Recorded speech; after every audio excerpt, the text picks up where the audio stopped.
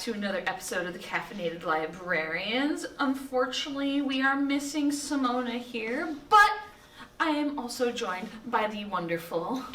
Hey everybody, Ben. No name, just Ben. Before we get into our very emotional conversation today, we're going to start by giving some announcements going on at the library. Heads up, on the 24th, our hours have changed a little bit for the holiday season. We'll be closing at 1 o'clock on Friday, December 24th, and we will be closed on Christmas. And Sunday. Sunday we're closed too? 26th, yeah. The 26th we are also closed. So that weekend we're not here. And I'm going to pass it over to Ben because he is going to give us a friendly little reminder. All right, tonight, the 17th, it's Feast of Films, the Christmas special. Still haven't told any of you what the movie is, but it hasn't stopped you from signing up, so thank you. I respect your trust in my taste by now. What is the movie? I'm not telling. Damn. Yeah. So close. And also, if you're listening, tomorrow is the film competition for the Holiday Short Film Festival. Top 3 get prizes. Winner gets a $100 gift card. Second place is $75. Third place is $50. And we look forward to seeing how it all turns out. That'll be very exciting. I look forward to seeing all the entries this year. Yeah. So if you know anybody, please send them here. If you've got anybody interested in filmmaking, bring them here. Yes, this will not be our last film competition. It has grown since the previous one, and it's going to keep growing, and we're going to make it into... Well, I know last week you said we had 3. Now we have 5. Oh, We're building that repertoire. It should be exciting. I'm excited. So, without further ado, so Netflix put out another adaptation of a wonderful anime by the name of Cowboy Bebop. It remained in its top 5 for a good week or two, and I think it's still up in the top 5, if I'm not mistaken, by the time this podcast goes out. And so... It's not. Oh, no, it's way off. It was in the top 5 for, like, its first week, and I guess the bad blood it's been getting has just shifted it off and away it went. So this will be a very fun discussion because I am somebody who has watched the anime several times. I grew up with the anime, Adult Swim, middle of the night, hearing, the opening theme, just going on, watched it all, have analyzed the thing, have honestly just incredibly loved it. To see the adaptation was a very different experience, but I believe this is actually Ben's first time being introduced to anything Cowboy Bebop, anything at all. So yes, we're coming from 2 different planets of experience with this product. So you'll have a good look at what maybe the anime did better than maybe somebody who hasn't seen it and is still something very enjoyable. So I'll let you start on this whole thing since you're the person who's never watched the anime and I'll bounce off of you. Yeah, I mean, going in blind, I honestly was not even looking forward to watching it. There's something about it that, I get maybe my own personal tastes and comfort zones built over the years. Like, I had no desire to start. It felt like part of the job for the first time. But I sat down, it took like 1 episode. By the end of the first episode, I said, all right, I can do one more tonight. And then I watched the whole thing in like 2 days. And I was taken with it all around. I thought, while understanding that, like, along the way of, watching this and then reading about, why people are mad about it, I can completely understand why people are mad about this adaptation. When you hear about some of the needless changes that were made. There were a lot more changes that happened than I realized because watching it, like, as you said, it felt like a job thing. See, you were like, I binged it in 2 days. Well, it took me 2 weeks to even try. I actually finished, I'm not going to lie, the atrocious cartoon show on Netflix before I ever finished that. I watched all of Big Mouth instead. I didn't even want to watch it. I Well, watched that all versus watching Cowboy Bebop. It felt like a job until the end of episode 1. And then I said, all right, fine, I'm in. And then by episode 3, I was just wrapped up in it. I loved the main characters. I thought, especially the actor cast as Jet. Jet was probably, I'm was- not gonna lie, was everybody's. There was some backlash, but not as much regarding his character. That I thought he even tried to imitate the voice from the English voice actor. I think he was honestly a fantastic fit. Yeah. For that and role. I mean, John Cho is getting a lot of grief, but I thought, I mean, once again, having no experience with the original material, I thought he was just very funny and very cool, and obviously playing stoic but vulnerable, which is a character, it's a Western character we're all used to, but I thought he was great. And I think the biggest complaint we got about him was that he was too old to play the part. But Well, the character himself is supposed to be 27. John Cho's 50. yeah, he's clearly... We didn't mind that much because He's 50? Yeah, he looks better now than he did in his 20s. He Yeah, It looks, feels, it No, feels it's- like really cool Asian Yeah. skincare techniques. Wow. I'm telling you, man. he's just a beautiful man. Like, he's just... God bless. Yeah. I thought... It's that new skincare routine that you see on The TikTok. Paul Rudd skincare routine, right? mhm. Which is the Whose blood is he never-aging. sucking? Yeah. And... The Voldemort unicorn blood. But I was actually pretty taken by this is how good I am with the show. The third character, Faye. Faye, yeah, whose name I just slipped my mind completely. You're good. To be fair, in the anime, like, none of these... Like, Faye is a character that is almost very unlikable, but for some reason you find yourself still, like... There's something about her that you always kind of want to catch on her. And they rewrote her for the show. And from an anime standpoint, she was very different from what she is, because in Cowboy Bebop, the show is sort of kind of revolved around the Bebop crew, who starts off just being Jet and Spike. And then eventually they add Ein, and then eventually Faye comes along, and then they get one more character, and then Ein, the one who shows The up dog. at the end of the final episode. Ed, but we're not Oh. going to talk about Ed because it is probably one of the worst parts. Even if it was just like a foreshadow, there was a lot of issues with Okay. that So, character in general. I thought that was fine. I mean, the enthusiastic one at the end of the movie who wakes up John Cho. Yes, Yeah, it's cool. It's an interesting direction they took with Ed, is that they decided to at least keep the character somewhat the same with its kind of very cartoonish mannerisms, and it kind of felt a little like. So apparently that character is her. It's supposed to be a her in the anime. So Ed's a very androgynous character. You don't know whether it's a boy and the girl or a girl in the beginning, and that was the point of Ed's character until there's a scene in the anime where everyone keeps calling him Edward a boy, and he goes, Ed's not a little boy, Ed's a little girl. And so it's a girl the entire show, but they cast I think it was a non-binary actor, and I think that's an interesting change, and I'm like, that fits. Yeah. That fits for me. And very first acting credit. And I was like, that's a heck of a character to get tossed as your first acting credit. And granted, it's only been 30 seconds, but I I'm hope down. they do something I was with very the interested. hair. Yeah. I hope they do something with the hair to make it look less very wig-esque. I was Yes. like, well, make it a more natural. If we even get a season 2, and I mean, like the They're grief, planning on the it. grief this show is getting is probably eliminating that chance. So, It might, but then again, that hasn't ever stopped Netflix from doing something. well, the viewership has. Yeah. They've stopped popular shows because they just didn't hit the viewership cusp, like Glow. So, I know that feeling all too well.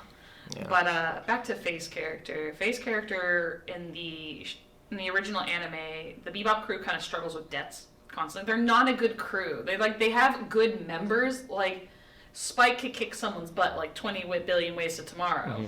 Jet was a former cop.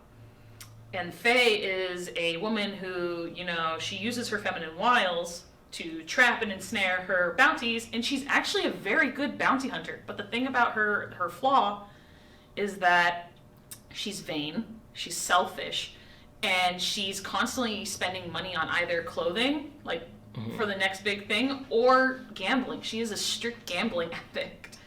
So they completely went a different route, and I remember I heard from the interview that they even changed her outfit, which was a godsend for me, because I will go on the record and I will say, and everyone can hate me for it, Faye Valentine's outfit from the original anime is awful. Take away those little stockings and I would be so much happier. They didn't want to sexualize her, even though she was modeled after an original 1980s anime character that was supposed to be, you know, like the femme fatale, very like, you know. Well, the show definitely still had a femme fatale. It just was Horribly written femme fatale. whose name, once again, Julia? I forget. Julia, yeah. The show almost had like a Silicon Valley vibe because they would get these bounties and always end up back to square one at the end of the day. That's the point. Yeah, that was the point. Is that they are good bounty hunters, but they always screw it up somehow because they're all after their own motive, or something goes wrong, or something. That was the funniest aspect of like getting Ein. Ein is like the anime scene with that one is that they're chasing after Hakim, who's a man who's like changed his face, and he's like trying to like he steals something major, and it's Ein. And all it is that you don't know what they're chasing after for the longest time, and you find out it's just a dog, and I think it's just a dog, but not like one of these super pets. I love that dog. I love Ein, but I felt really bad that the the live action kind of like after they found out he can like project and be hacked. I just left him off of the ship. I was like, oh, no! You can't do that to Ein. Yeah, that felt like we could have used more of that puppy in the episodes. And they like left him off planet at one point. They just like left him on the ground. Yeah, that was it. They kept him off the ship after. Kept him off the ship. Yeah, you're right. Yeah, they kicked him off the ship, and they never came back for him. And I was like, oh, how could you kick off one of the most cute members? But he was there at the end, right? Yeah, because Ed finds him. Oh, okay. All right. So. Yeah, but the actress who played Faye, like I've been a fan of her for almost 10 years. She got her start, I think, or as far as I know, in Ed Burns movies. Like she was in Fitzgerald Family Christmas. She was in Newlyweds, I think. She's this New York actress, and once again, and I'm on fire today. She was today. in Jurassic World. Was she in Jurassic Fallen Kingdom. Oh right, she was one of the people behind the computers, right? Yeah. I didn't even know that, and I love those movies. So yeah, she's just very good, and I'm glad to see that she's. I hope this gets a second season. I feel like all it can get is a second season. There's only like 26 episodes, right? And they're all 20 minutes each. So there's 26 episodes, and then it ends in a movie. Okay. And so what was interesting about the live action was that if you didn't know any better, the first scene of the entire movie is kind of a mixture. The first scene of the live action, where you're in the casino, is kind of a mixture between the movie's opening sequence, which is supposed to be a fight within a convenience store, versus, I think, the first episode of Cowboy Bebop, where you actually see that casino. So the fight scene is modeled after the convenience store, but what happens in the casino is a little bit different. So I didn't mind. I think what I have an issue with is that people put the word adaptation on something, and I think I have an inherent problem with the word adaptation. And that's why I get upset, I think, as much as I do. Adaptation means you're adapting something to another format. It means you're putting it like, oh, this was an anime, now it's going to be like real people. Or like, this is the book, and now it's going to be a play. And you're adapting it to that kind of format. Mm-hmm. But it should still be kind of like, I feel like that still has the connotation that they're going to do some things the same, or it's going to be basically the same. Like, I'd say the Harry Potter movies are adaptations of the book. Oh, but they divert. Yeah. In really crazy ways. They did it in crazy ways, but they were still, like, for the most part, the books were the movies. The movies were the books. So you would prefer something just staying completely... I just want them to use a different word, like reimagining. Like, that's a perfect word. Like, this is a reimagining of Cowboy Bebop, because the live action was nowhere near anything that the anime had tonal-wise, music-wise, direction-wise. It wasn't anything like what the anime tried to do and what it stood for. There's actually been some interesting comments online about it being too woke. As the kids say, too woke. In that, you have like Gren. I'm going to use Gren. If you don't know who Gren is the person who works at Anna's bar. Mm-hmm. Is the androgynous individual, which is an interesting take on that character. Mm-hmm. I really wish they had done more, because Gren is a character from the anime who is an ex-soldier from a war spot on a planet called Titan. And he actually meets Vicious in the war. But because after the war happens, he gets kind of experimented on, and his hormones end up becoming, creating, like, he ends up growing breasts. Okay. And he ends up, kind of struggling to figure out who he is and what he's going to do after the war, and he ends up becoming like a saxophone player at a bar where he meets Julia at some point. Such is life. Yeah. And so there's a lot of interesting aspects, because Gren's characters all revolved around revenge, because once he finds out Vicious is in town after being betrayed by Vicious, mm-hmm. he goes on a revenge mission, ultimately to be destroyed. And it's one of those moments that actually transforms Faye's character and Spike's character, because they both have dealings with Gren and Vicious.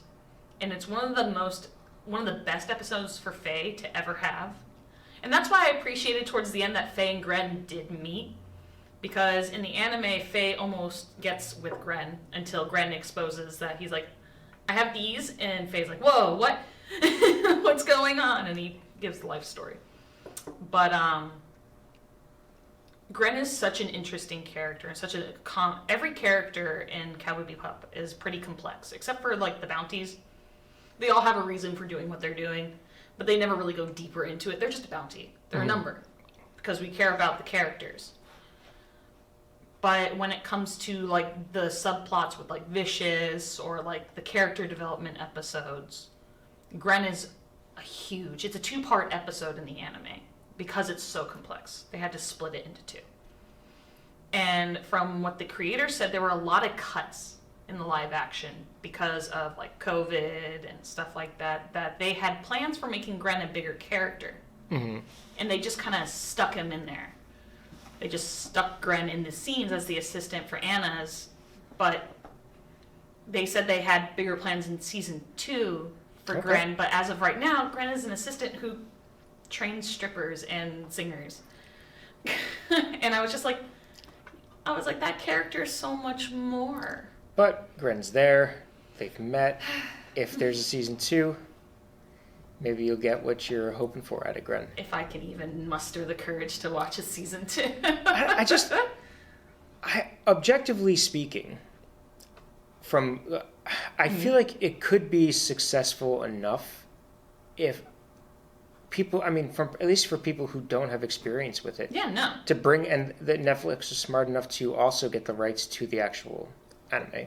They have rights to streaming it as well as Hulu does as well. Yeah, it could get people more interested in the original product, but on its own, it's one of the first Netflix shows that isn't guilty of having the Netflix show look.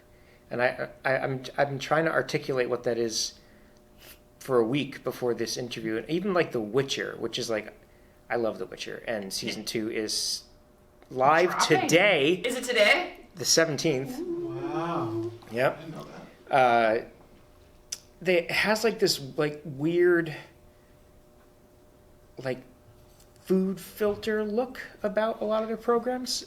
They seem like they use a lot of the same camera angles and camera techniques, and there doesn't seem to, for a lot of the Netflix shows, it just looks like I think they try to look really big, like a really big production thing. That's fine, but I don't mind that. It's like, but there's this uniform, like, I don't want to say cheap camera work, because I know the budgets behind the shows are huge sometimes. Netflix just throws money. But this show had just a distinct, gorgeous look from beginning to end. I was waiting for the moment where it was going to look like the Netflix show.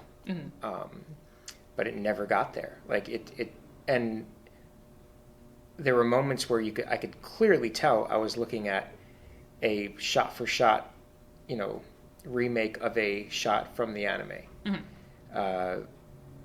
But, I don't have evidence of that. It's just some of the shots just were very distinct in their like rhythm and angles that I don't know who would create that on their own.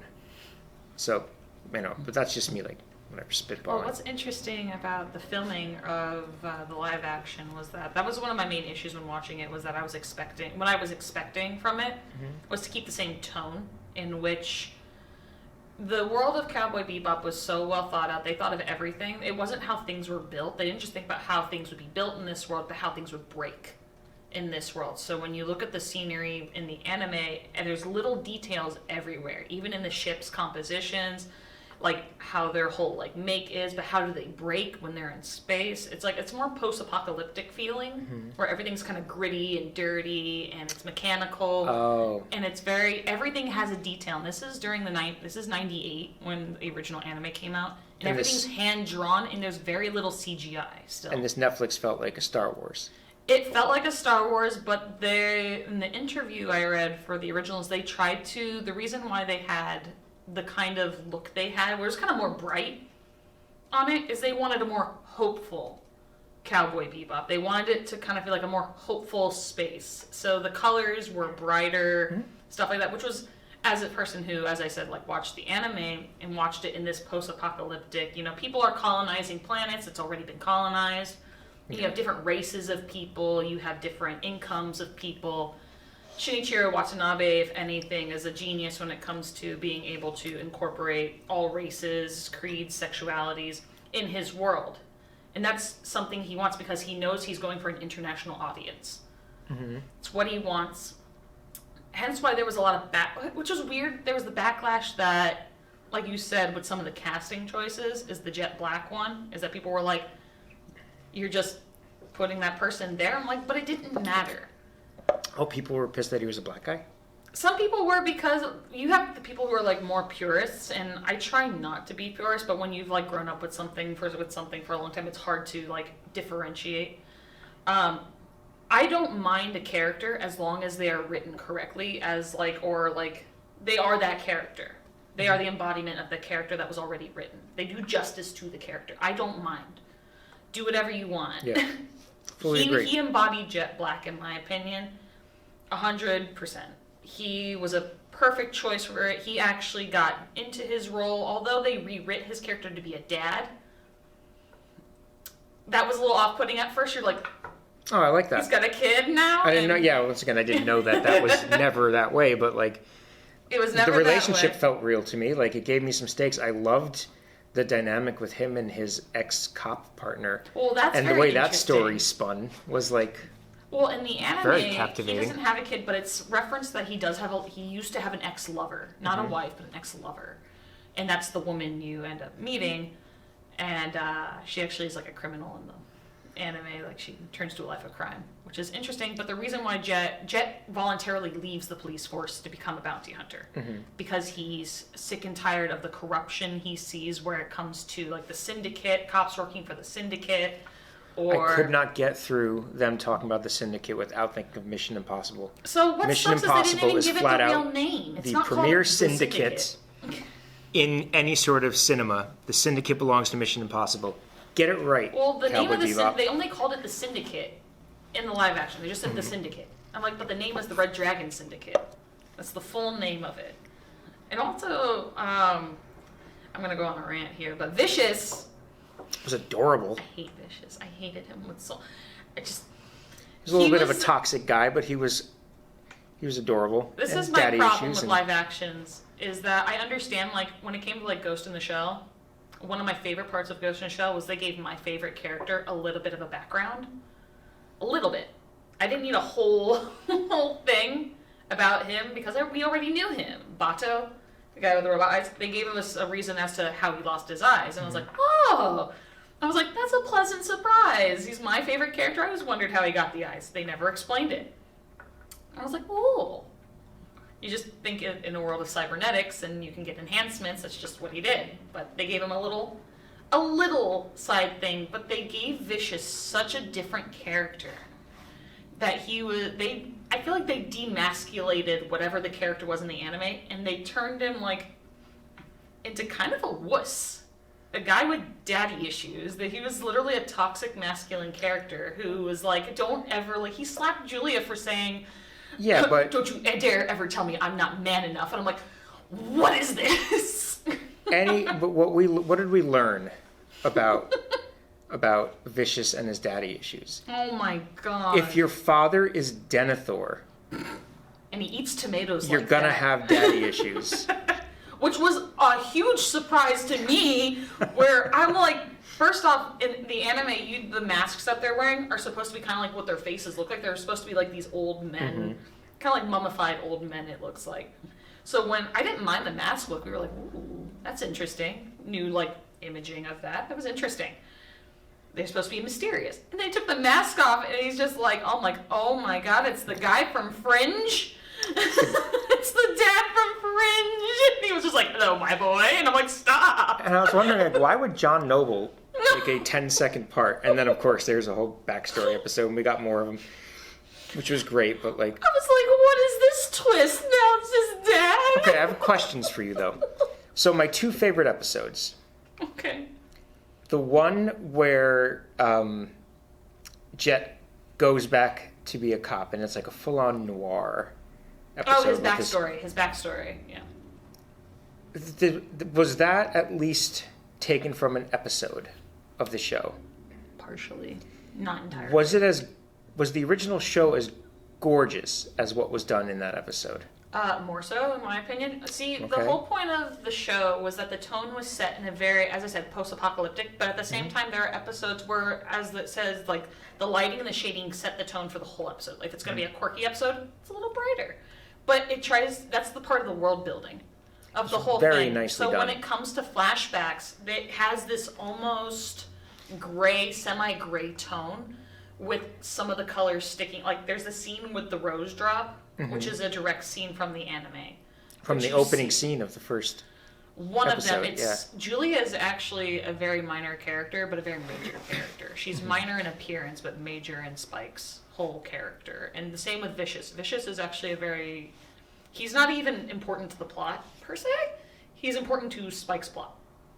And actually kind of gets rid of him quite early on, if I'm not mistaken. That episode felt like, I don't know, it was just like awash in warm fire colors So, and gold, and just whenever was... they do anything, they don't really go deep into Jet. So the whole point is that they all kind of know each other, and they all kind of understand that they don't know a lot about each other on the crew, except for Faye's Hodil.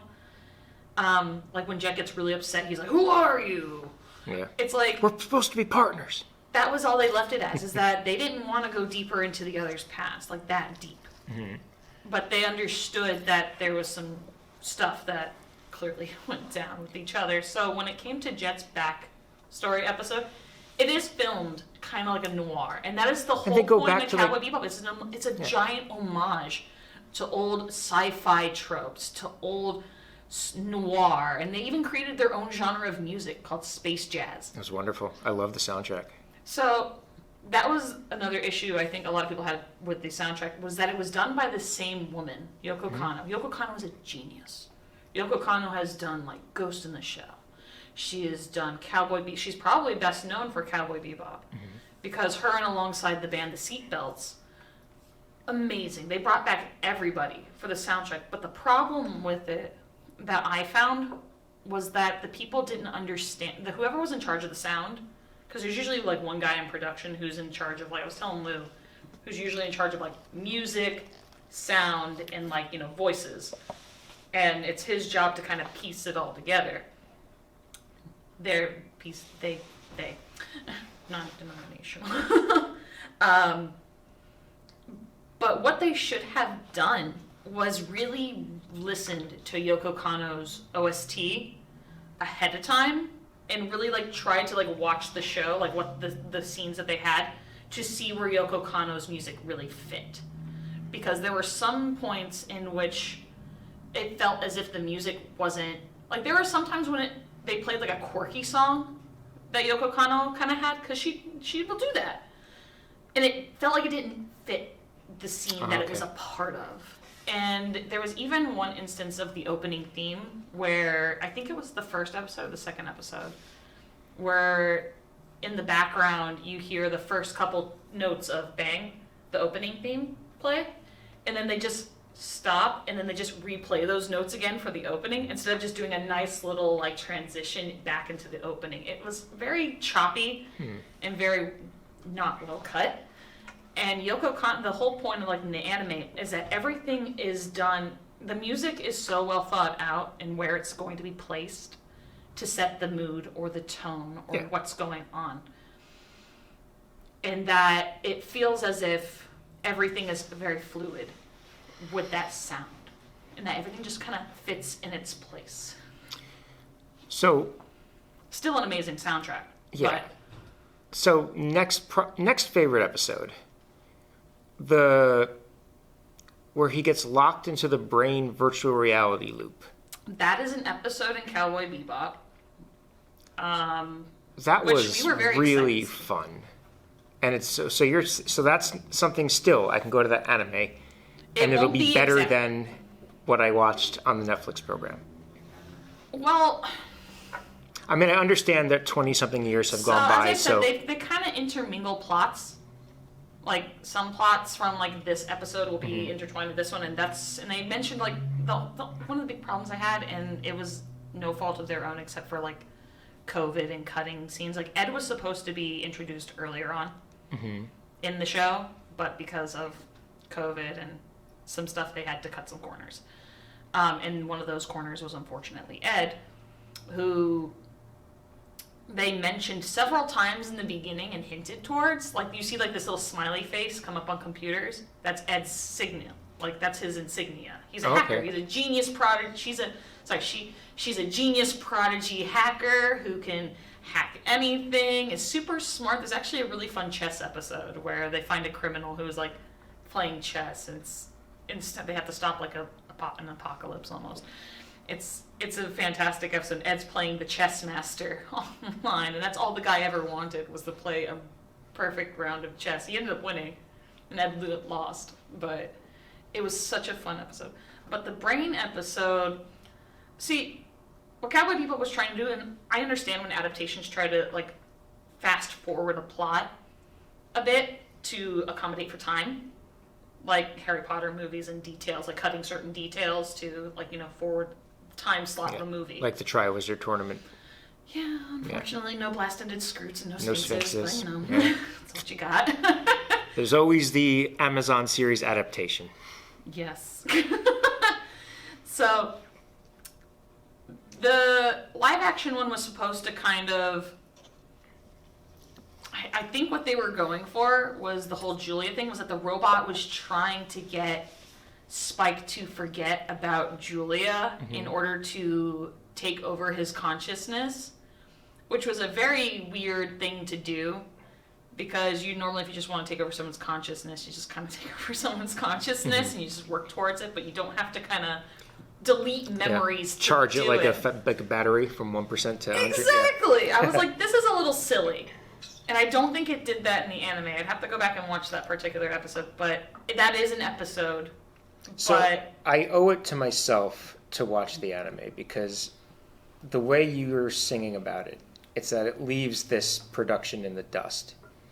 And I really, really got into this production. So I feel like there's no way that I can't love that anime. the anime is so far different, and I will give props to the live action, is that by itself, if I can remove myself, unfortunately I'm someone who cannot I don't blame you. remove myself from once I've watched something and I've analyzed it and I've like fallen in love with it.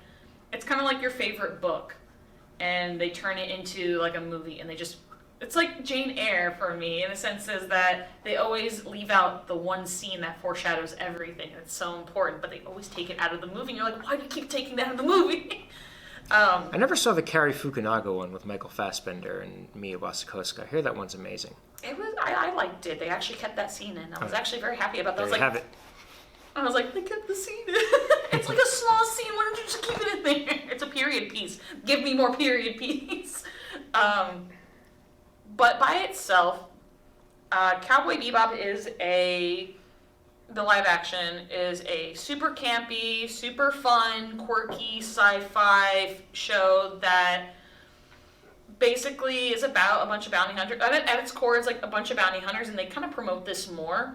Is that it's a bunch of really crappy bounty hunters who kind of find family, except the ending where they completely just abandon everybody. So it's Fast and the Furious? That's pretty much what it seems the live action was setting up for. It's like, it's family. Family.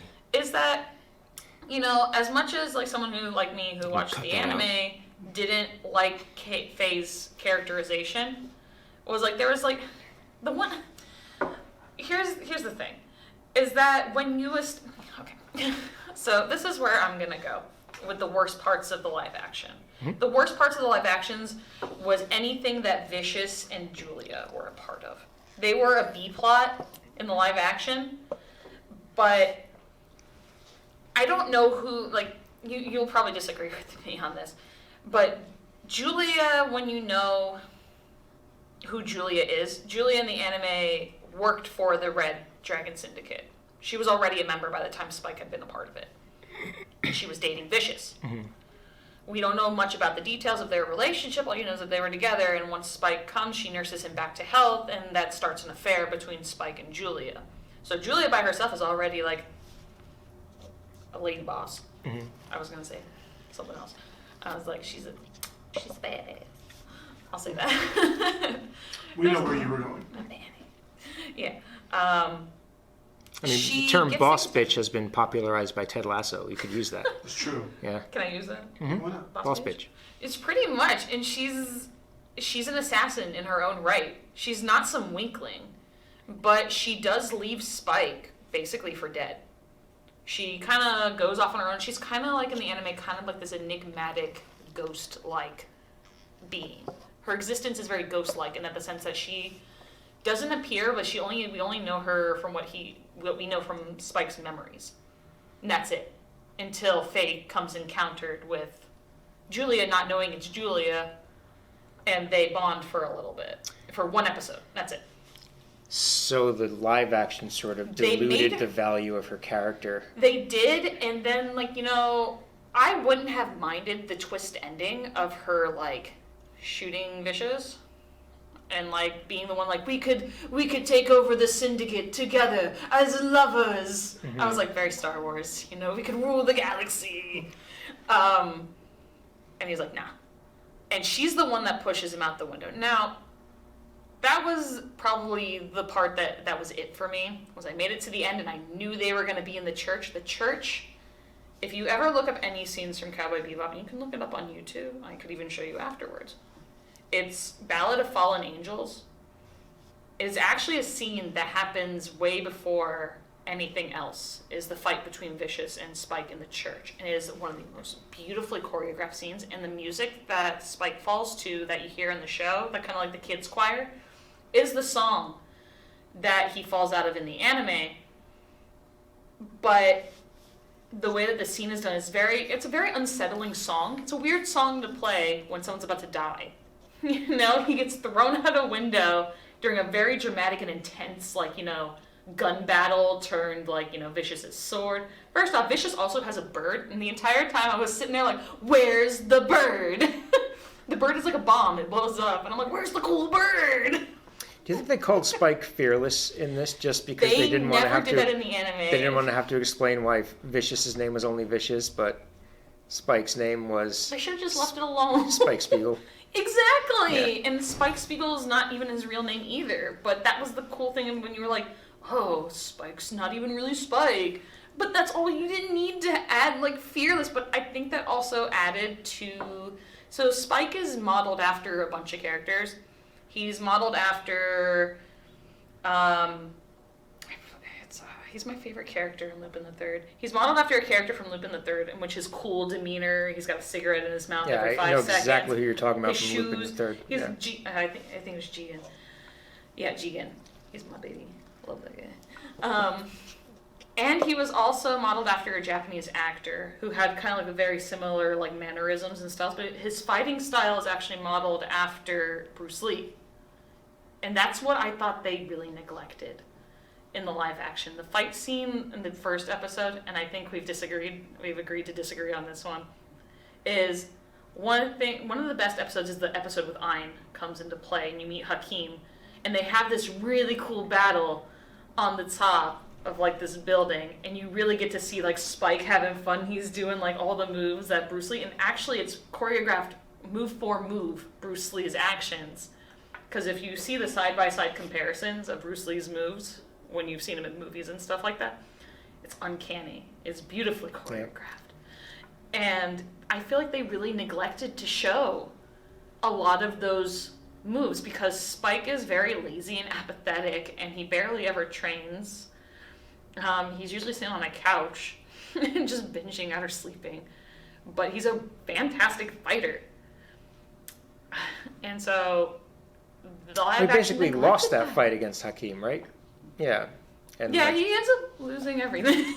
Except for that fight with Vicious. That was kind of an open-ended fight in which... But that was such a scene... That was the most part I was disappointed about. The whole show leading up, I knew was going to the church. When I saw the opening, me and Brian were sitting there and I'm like, oh no, it's going to end with the church, isn't it? And I'm like, oh no. And I'm like, they can't screw that up. I mean, for like I said, from people who don't have any experience with it, nothing bothered me. The only thing that bothered me was I felt like, you know, for the time we were in, Julia was very much, you know, just damsel in distress. That's so what it was they a nice, gave her. And it's weird because what you're explaining is that she was never that in the original thing 20-something years ago. She didn't need help. She knew how to get by on her own. So why go through the effort of turning back her back into a character that's out of place in today's world? So the thing is, they gave her voice lines. That's what happened. They gave them, like, I heard one reviewer call it the Vicious and Julia primetime hour. Like, that sums it up, because so what they changed about the Vicious and Julia dynamic was that, as I said, they are very two enigmatic characters, is that Vicious doesn't talk very much. He's supposed to be very menacing. He gets things done. If he's going to kill you, he's going to kill you. His name is exactly what it's meant to be. He's vicious. It's what he is. To his core. He was a soldier. And then he turned to, like, the Syndicate. And he was a part of the Syndicate. And he even introduced Spike into the Syndicate. So there was no hilarious testicle shaving monologue. I hated that. I'm like, why did you do this? I'm like, I never want to hear Vicious talk like this ever again. I thought it was funny. I was like, the first off, their background story was changed, which, as I said, I don't mind as much as long as it fits within the themes of what they're going. But they just started, and I'm like, how long do you need to talk about this? And he's just like, it just feels so good. I'm like, this is not the bit. I'm like, that's it. I can't do this Vicious, because the Vicious is like, he's ruthless. And yes, he is trying to take over the Syndicate, but not in the way that the live action one was. They actually gave more precedent to a drug that was only mentioned like maybe 2 or 3 times in the anime, the Red Eye. They made it so that he was trying to gain power of the Syndicate by doing business. Yeah. In the anime, he's like, I'm gonna cut everybody with my amazing katana skills. Yeah. And where were those katana Yeah, and skills? Actually, it made it clear that he was not a very effective as a fighter, and it was when he should have been. It was Spike who did all the work, and Spike who single-handedly eliminated like an entire faction of assassins, and that was a really nice scene. I really liked it, but yeah, it was Vicious seemed like an equal, if maybe an inferior, to Spike. And that's what kills me, is that they were on equal footing for a long time. It's like, but both were very different people. Like the scene where you see them in the church and he's got the katana against him and he's got the gun. That is the scene from the anime. And it shows you just how different they are. Like, Spike doesn't care. He'll use anything at his disposal. He'll use knives. He will use guns. He will use his fists. But Vicious is only very good with his katana and his bomb bird. which he didn't even have, and I'm so upset that that bird never showed up. I love that bird. Strange thing to eliminate. I love that bird. Especially when you're creating a show that, is very popular for, like, the connoisseurs of anime and, like, a certain chunk of the world, that generation that grew up with Adult Swim it's a weird thing when you make an action figure of the character too, and you add the bird in his action figure parts, it's like, and then you decide to leave the. To be fair, the bird would have looked very cartoony if they had done it, but still, give him a bird. Give him a menacing-looking black bird on his shoulder that just blows up. With the budget that show had, with those space flight scenes, Those everything were looked amazing. There's no way they would have screwed up a bird. Right. That's just lazy. One of the best parts about the live action was that the careful crafting that went into the anime when it came to designing the ships. There was actually a convention where they brought the guy to America, which was the first time in like 20 years he had ever been to the U.S. It was actually the spacecraft designer. And he went into, as I said, it's not just about the building itself, like how are these things going to be built in this time period? How are they going to break? So when you see the ships, it's like they did a very good job with the CG graphics of all the ships. Fantastic. Yeah, I will give them the Bebop looked great. And the environmentalist tree Swordfish poison looked great. Phase ship even looked great, despite the fact that a lot of people are like, her ship in general is just meh. Because who can't beat the swordfish? The swordfish looks amazing. It looks cool. It's the iconic ship that you see in the opening when it's like, ooh. I also thought it was weird. I'm not going to lie, the opening was a little weird. But I did appreciate some of the iconography that they tried to bring over. Yeah, I would never skip that opening. I was enjoying it so much. And I will say, it's very difficult to do an adaptation right, especially when you decide to take on one of the greats of all time. Yep. And you're never gonna satisfy. Never. Unless it's like strictly by the book. Or at least which is also not going to satisfy because people also want something They'll cut details. Yeah. They're not ever going to be... They're never going to be perfect, but they can at least keep the theme.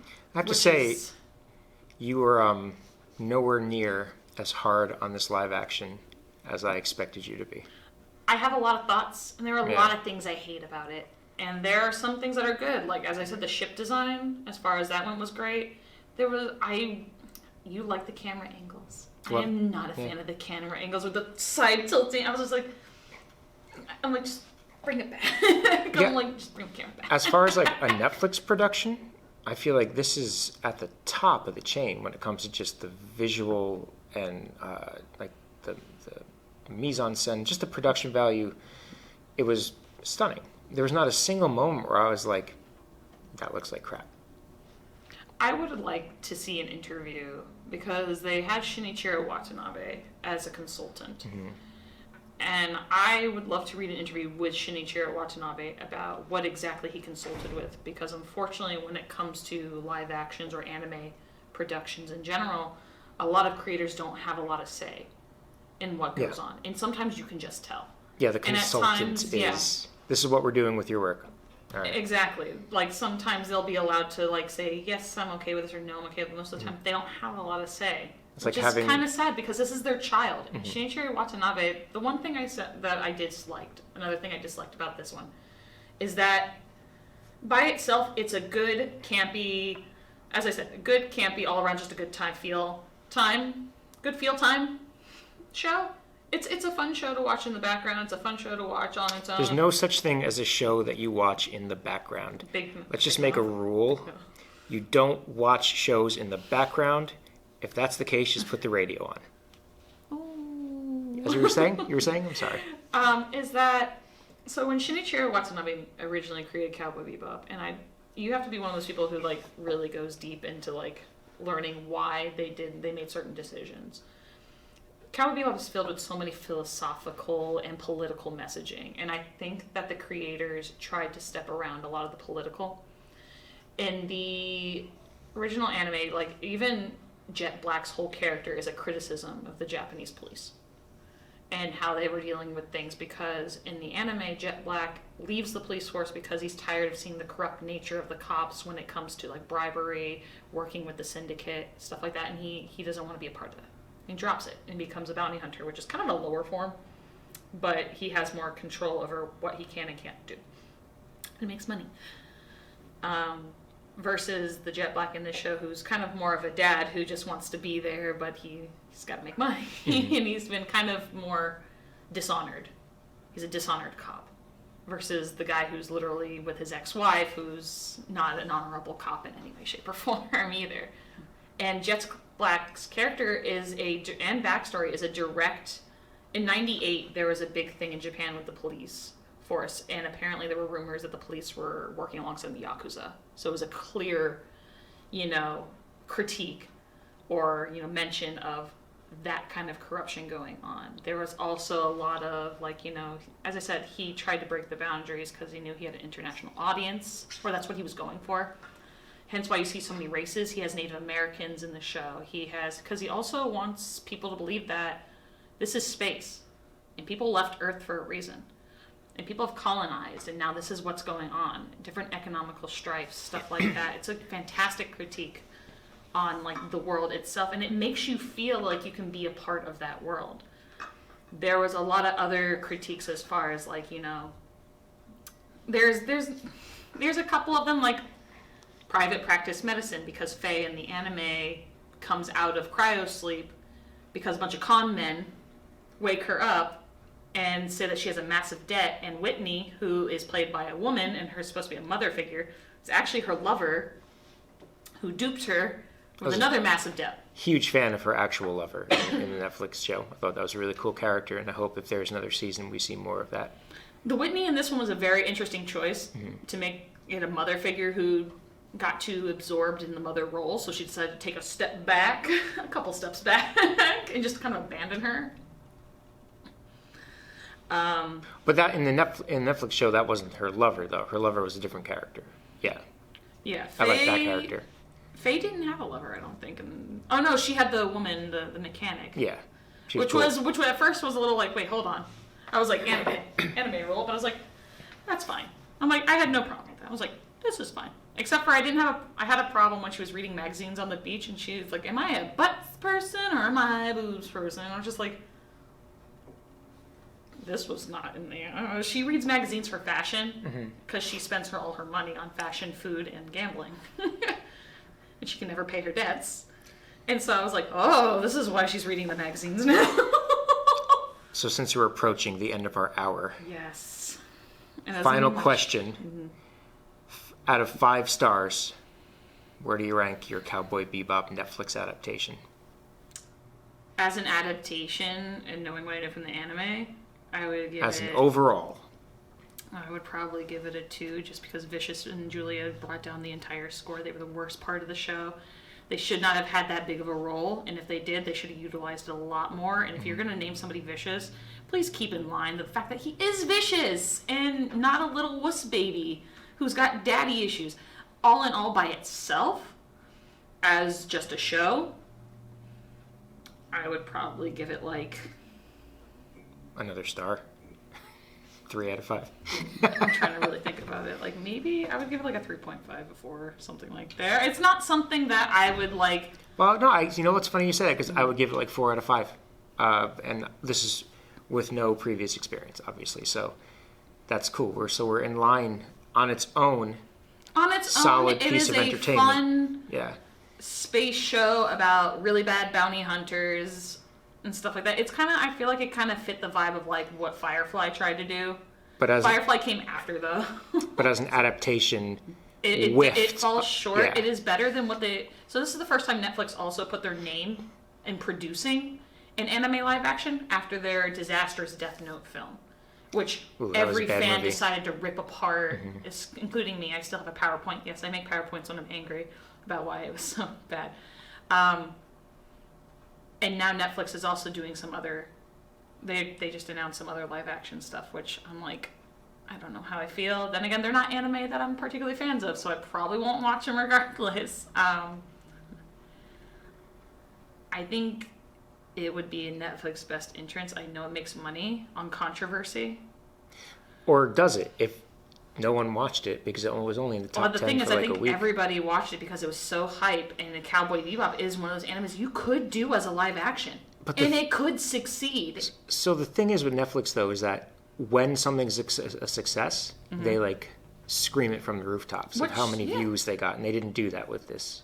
Yeah, views does not mean the amount of views something has does not mean, as we've now seen now that YouTube has taken down the dislike button, or you can dislike something, but you can't see how many people dislike it anymore because they don't want hate, which kind of doesn't help me with the algorithm. The amount of views something has doesn't necessarily mean it's good. Just I agree. because everybody has seen it. And it's kind of like, that's why like you have a different Rotten Tomatoes score, is that you have like Metacritic, which does like a user score, but we're not talking and then you about have like critics. We're not talking about the quality of it. No. We're talking about the popularity of it on Netflix, and it was something that was incredibly hyped, and they were taking on something that is considered the GOAT of anime, the greatest of all time, an opening that can never be beat, an anime that is kind of like a magnum opus that created its own genre, transcended its genre, and I think you don't know any anime fan that probably hasn't seen Cowboy Bebop, and it isn't in at least someone's top 10. Yeah, It's I wonder though, like a hard one to kind of go after. Is this a hit for Netflix or not? Because my feeling is that it's not. I think the fans. I do have a couple friends who were fans of the anime who said that they genuinely enjoyed it. I think if you're a diehard fan of Cowboy Bebop, it's not going to go well. But I mean, as far as like separate. just being a hit for Netflix, I think it would be a hit, and I think they do plan on doing a season 2, and I think they're going to get that started sooner rather than later.